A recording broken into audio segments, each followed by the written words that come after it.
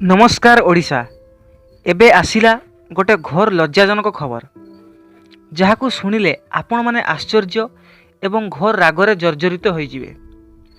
आउ ससुर एवं बोहूर पवित्र संपर्क मध्यरे एक लज्जाजनक भावना आपणक मनरे भितरे जाग्रत हेबो। आपण माने एमिति नुआ नुआ खबर जानिया पई आम चैनल को सब्सक्राइब करंतु एवं नाली बटन को दबाई दियंतु।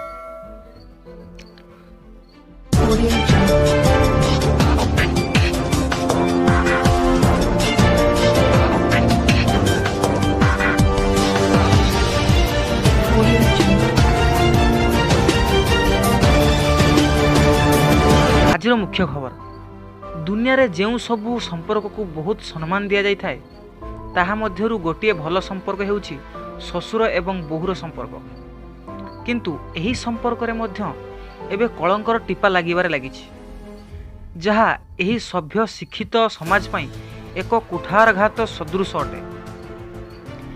एही भली घटना घटिछि राजपुर थाना क्षेत्र रे। एही घटना रे पुत्रवधू आनिछि एक संगीन अभियोग निज ससुर नाम रे जे तांको ससुर तांको दुष्कर्म करिसेंती।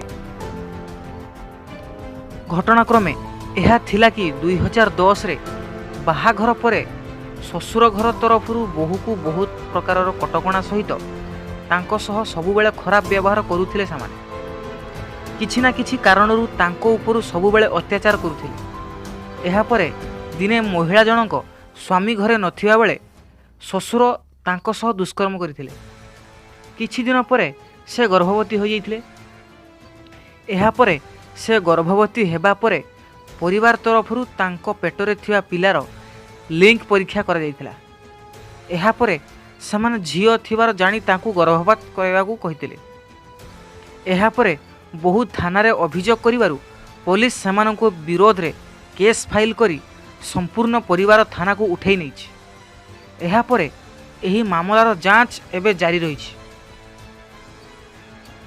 धन्यवाद।